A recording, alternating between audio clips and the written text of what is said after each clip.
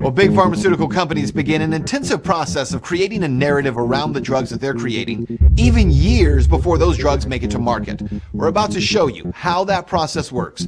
And some say it's nothing less than propaganda disguised as scientific research.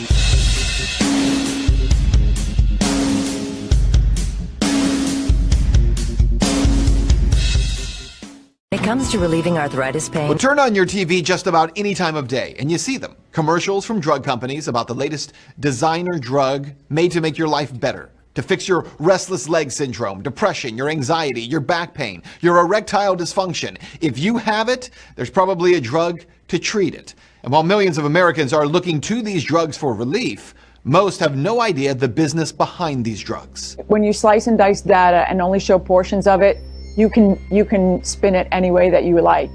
Well, Lori Powell spent 10 years as a brand strategist for medical education agencies. Her primary role, monitoring drugs that appeared to have the ability to treat a common or a wide-ranging problem. Now, once one of those compounds is found, Lori would go to work. Years before that drug ever hits the market, Lori's job was to begin convincing physicians of the value of the drug, value that had not been proven on any level. And it would start with like New England Journal of Medicine and JAMA, those kinds of large publications. And then they would go down to the sub-publications that are particular for that therapeutic category, such as, for cardiologists.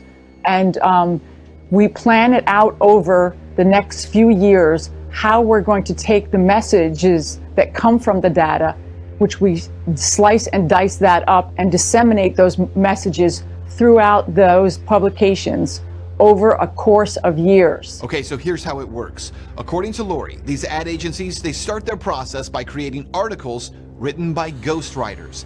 These agencies work closely with the pharmaceutical companies to touch on exactly what benefits they want to highlight, using words like promising results. These scientific articles aren't actually scientific at all, and yet they're submitted to and published by some of the biggest scientific journals in the nation, like the New England Journal of Medicine.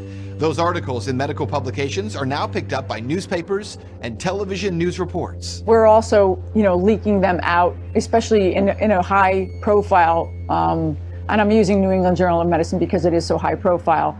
Those things will also be picked up by, like Science Times. So in short, some of these reports in scientific journals that boast of promising results of up-and-coming drugs are not only not scientific, but are really nothing short of propaganda, paid for by ad agencies working with the pharmaceutical companies.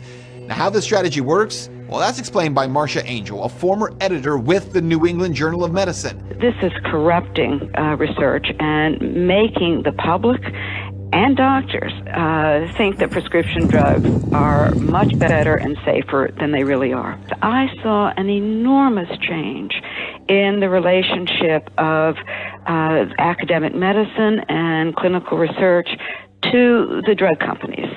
And I saw more and more bias introduced into the research. And one of the worst forms of bias is that the drug companies will not permit researchers to publish negative results. If the drug doesn't look good, it's not published, it's buried.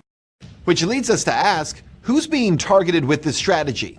Well, Lori says it's physicians. And we're really targeting the prescription writers. Well, what's more, it's actually physicians, some of the best in the world, who are paid very well to influence other physicians. They become their advisory board. They tell them this will fly, this will not fly. They are paid for their time, they're paid for their travel, and they're paid for anything else that would involve their participation. So what is the role of the advisory board? Well, simply put, physicians are brought in and they are paid large sums of money to propagandize other physicians. They're called key opinion leaders for a reason. They are the key to making that message valid, because once they've validated the message, all of the people that look up to them, there are physicians that everyone knows who they are. They're the top in their field. They're the top in the country. They might even be the top in the world. And everyone who is a scriptwriter is going to follow their lead. It's very lucrative for them. It's so lucrative for them that most of them don't even practice. They just are going, they are sometimes on advisory boards for several companies, and they are paid, quite well. Hundreds of thousands of dollars to be advisors for Big Pharma. So what you need to know here is that the role of advisory boards, the media, and many so-called scientific journals, well, it's the same. It's to influence your view and the view of your doctor about a certain drug. It's all based on the influence of groupthink. If the top physicians believe in a certain drug and that it must be good, well, then it must be good. Never mind that those top physicians are being paid to think the drug is good. If the New England Journal of Medicine says a drug is promising, well, then it must be promising, right? Never mind the fact that the article in the journal may have been written by a ghostwriter, paid for by the pharmaceutical company creating the drug. Look, in short, Big Pharma has found a way to influence every opinion you might have about their drugs before you even have an opinion.